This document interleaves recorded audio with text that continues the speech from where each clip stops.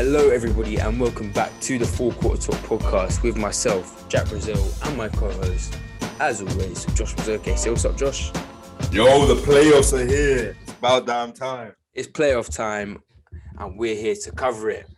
And what a first day of the playoffs it was, first game of the playoffs it was. I think that was one of the most entertaining, first round of games of playoff basketball we've had in a very long time.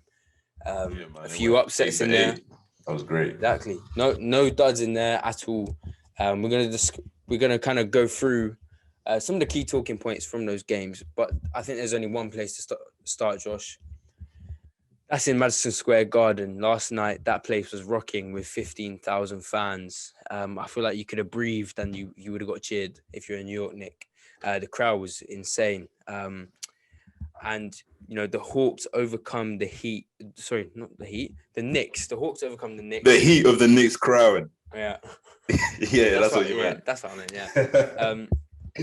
You got Spike Lee dancing on the courtside. Going pumping up dancing. Julius Randle pre-game as well.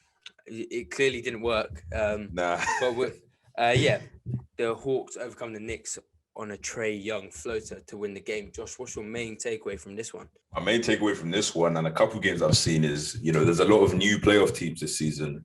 And there was this strange narrative it's been going around for a long time, but particularly with players like Trae Young and Devin Booker, who were stuck on bad teams at the start of their career.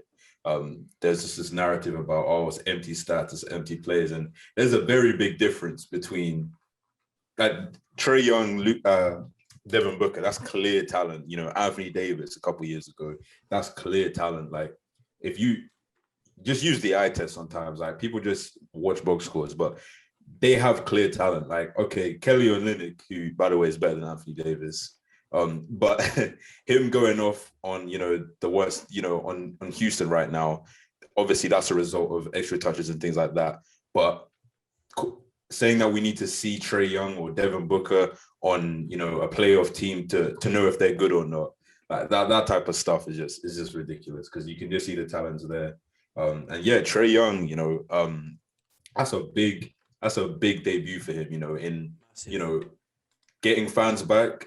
The Knicks were dealing with full capacity, and they you could hear it. You could definitely hear it. They were, they were fuck Trae Young chants throughout the game, and he stepped up to the plate and gave him a little shush at the buzzer as well. Very poorly executed shush. His finger was by his eyebrow. Yeah. It was a complete mess. It was his first time. I feel like he was getting clowned more for that and his hair than like getting praised for hitting the shot. How you let someone with a boneless afro beat you? I was seeing that lollipop meme. The hair on the lollipop. But yeah, no, he's a bucket, man. He's a bucket. Trae Young becoming one of four players, joining names like Derrick Rose, Chris Paul, and LeBron James to have 30 and 10 in their playoff debut. Insane. And Derrick Rose was on the other side of the court in this game. Also had a great game. Derrick Rose was very happy to see him balling off the bench. And they needed that the Knicks, because Julius Randle definitely struggled in this one. Didn't shoot great from the field, only 15 points from a guy who was getting, MVP shouts earlier in the season. I'm sure he'll step it up. I think the crowd presence is such a huge factor right now, and it can work in favor and it can work against you as well. Yeah, because obviously that only shot 26% from the floor in this one. That's a lot of adrenaline there getting from that crowd. That's a lot of pressure there, For they sure. haven't really been getting the New York experience up to this point. And now to have that come in, and obviously Trae Young, he embraced it. But yeah, that'll definitely take some getting used to. You saw Harden alluding to it as well, saying that it took a minute for them to like really get used to the crowd, because it's a different vibe, especially on any given year. It's a big deal, but then now with fans that are even more appreciative of the opportunity to be there, I mean, it's big, and almost nowhere as big as New York, which is funny because we're seeing a lot of comparisons between the Knicks and the Nets, because the Knicks I think they sold out within like 20 minutes, but Yeah. the Nets had to like do some like promo. Yeah, I saw that James some Harden promo and was stuff. asking the fans They to had come to down. like give away 50% of the tickets for free and stuff like that. But, yeah, it's a Knicks city. It's a Knicks city. Sure, and you know, you can have as much star power as you want. The Knicks are still probably going to be the hottest ticket in town. But back to the court now, I think, you know, the Knicks are going to need Randall to pick it up if they want to have a chance of winning this series, especially if you have you know, Trae Young in the form that he is. You know, just looking at that last play, it confused me a little bit why he brought in Frank Ntilikina to, you know, obviously Frank, he's known as a good defender, but he'd been sitting for a long time. So to come in and have to, you know, guard the hottest player on the court while you've been sat down for about an hour, because he'd only played at the end of the first quarter, Frank Ntilikina, was a bit of a strange decision and not a very Tom Thibodeau-esque decision for me.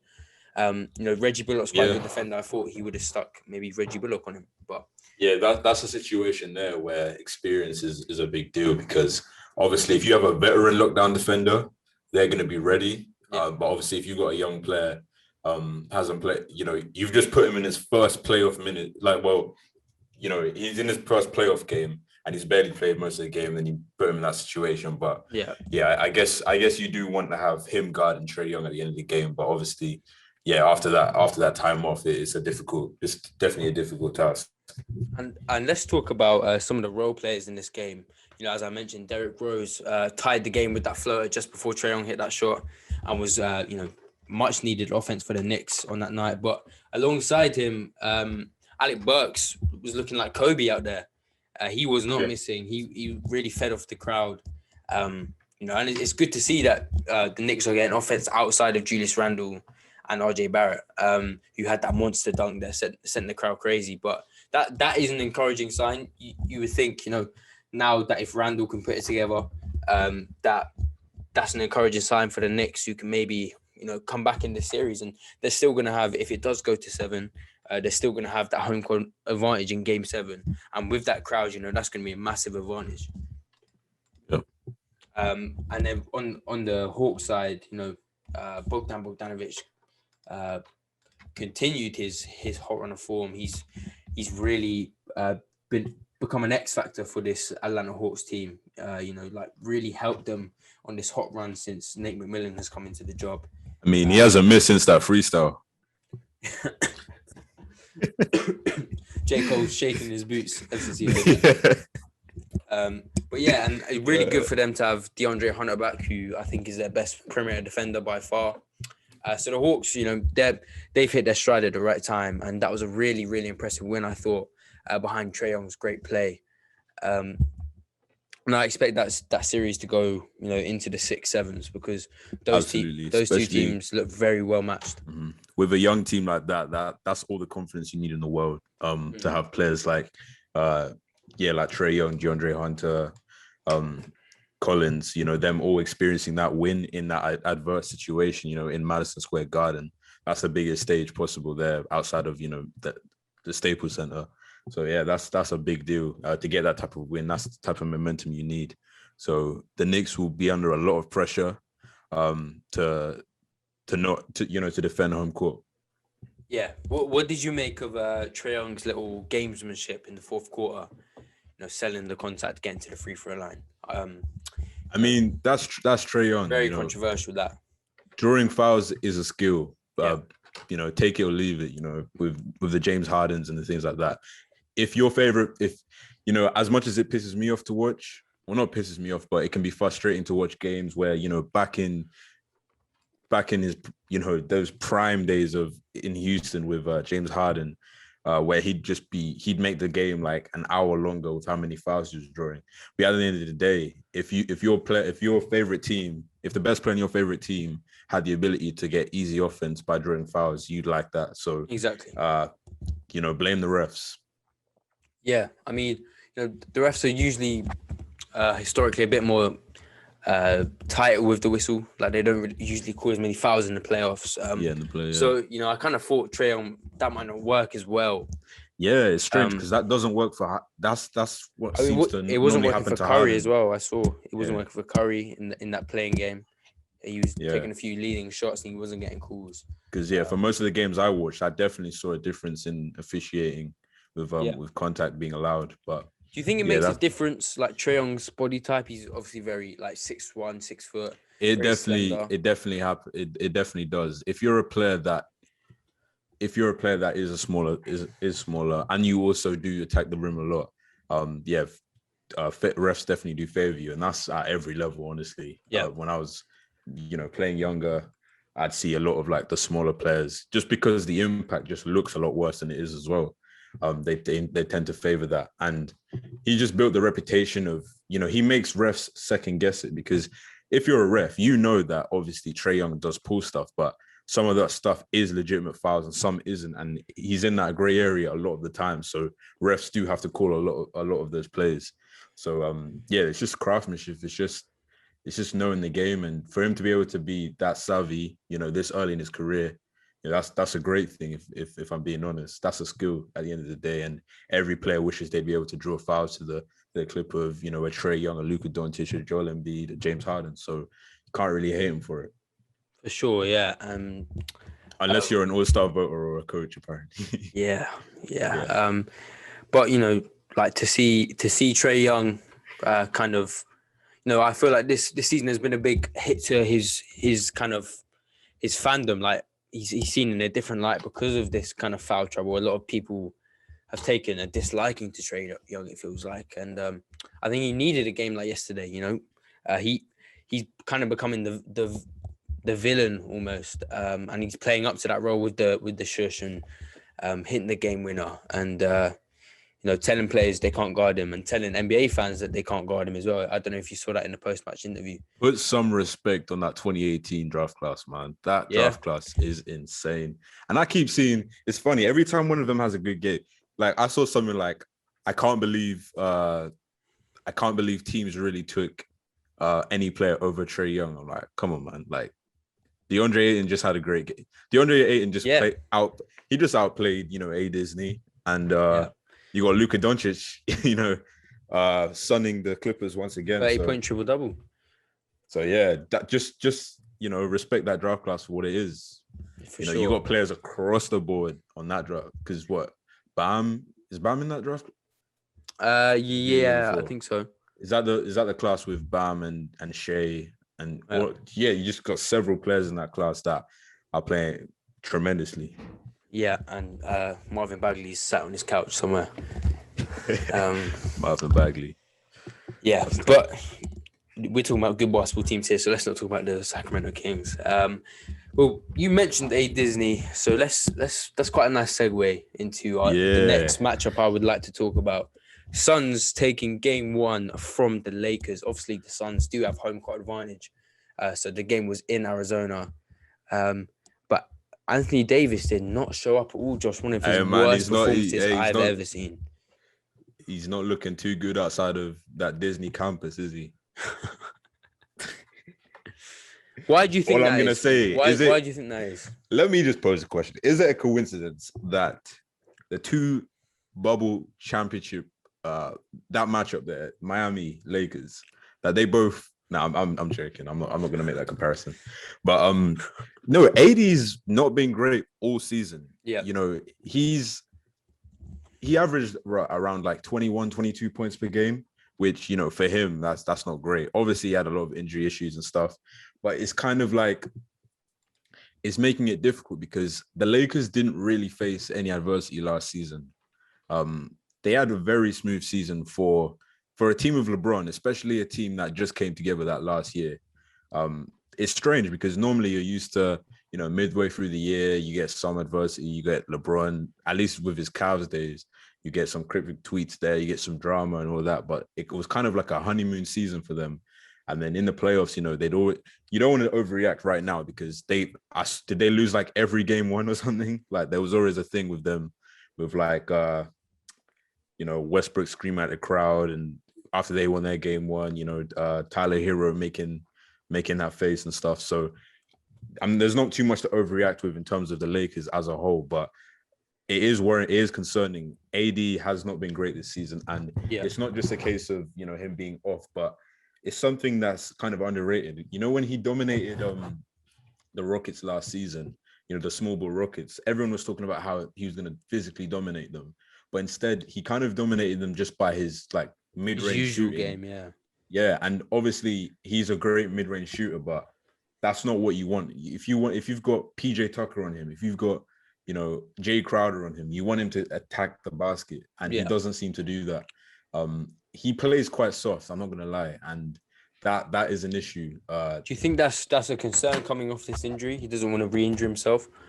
Nah, he's consistently played like this. Okay. And obviously, if he's shooting at a high clip from mid-range, that's great. Yeah. But strategically, it's still not good, because I don't think, you know, small ball was the reason that the Rockets ended up losing, because he didn't exploit it in the way that you would anyway. He's not at the extreme of Kristaps Porzingis. You know, he's not out there just chucking up threes, but he's not given what you'd want in terms of aggression. So, and it's been an issue, because when you stick, if you can confidently put Crowder on Anthony Davis, that's an issue. You have a problem, and obviously, and then Ayton, you know, he couldn't match his physicality at all as well. Well, you know, I saw a stat. DeAndre Ayton had more offensive rebounds than Anthony Davis had rebounds in the game. I think he almost out-rebounded the Lakers front court by himself, I think. Yeah, well, let's not even get started on Andre Drummond. I mean, Andre Drummond, Kareem Abdul-Jabbar himself. I mean, right?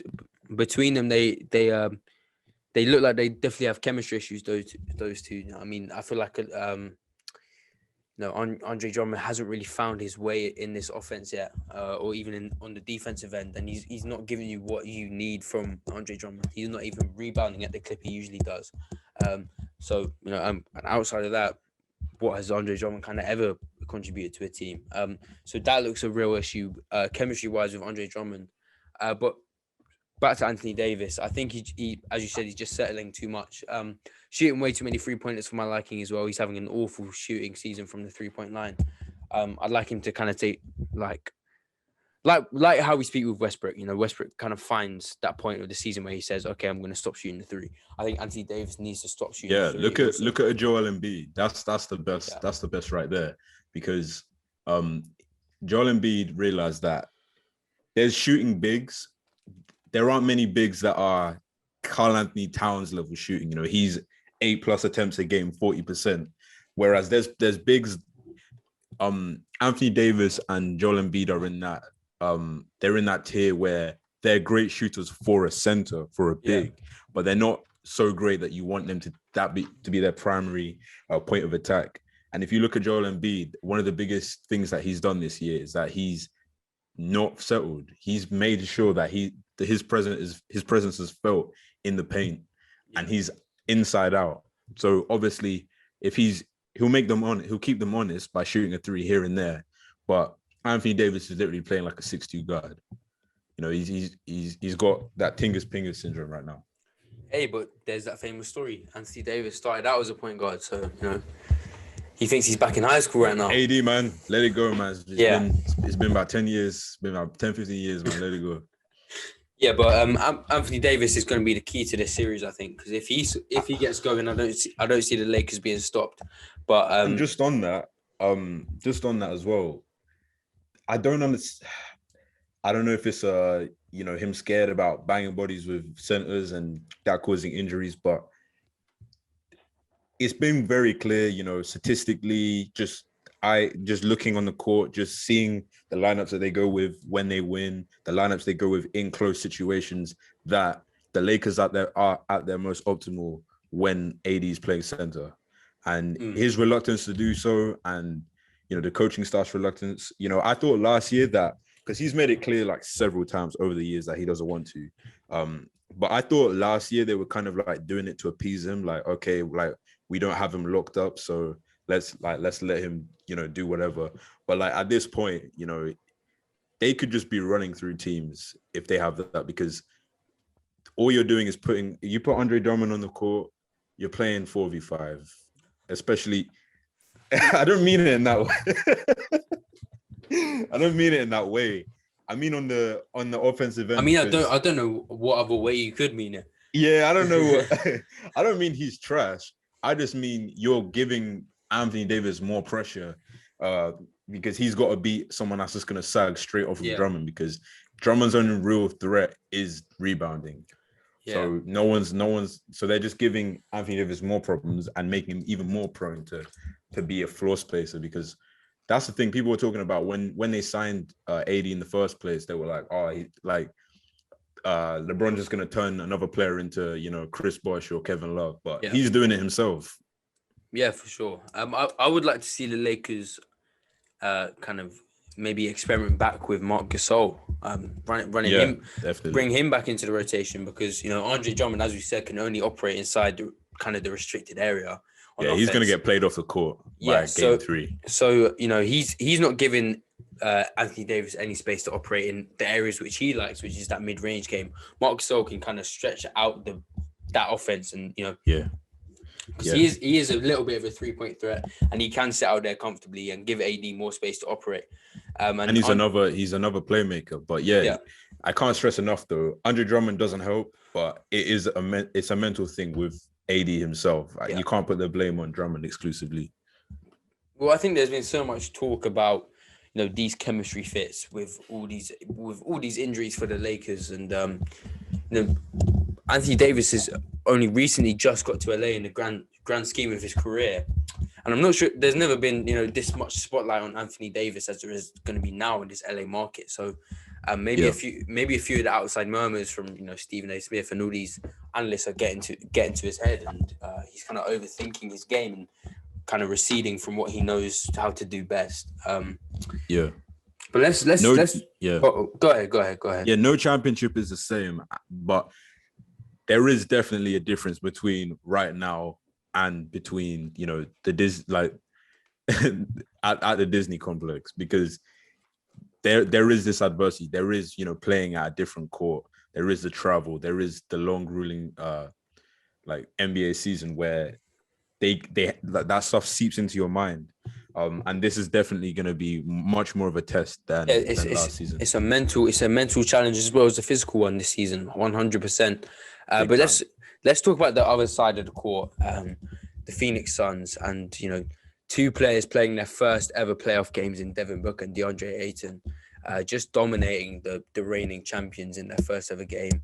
DeAndre, I heard the commentator say yesterday, DeAndre Ayton can now have on his resume that he played a Hall of Fame big man in Anthony Davis, and he was the best one on the court. And, shout out to Mark Jackson. Yeah, and he's spot on, because DeAndre Ayton was just bullying Anthony Davis throughout the game in the paint.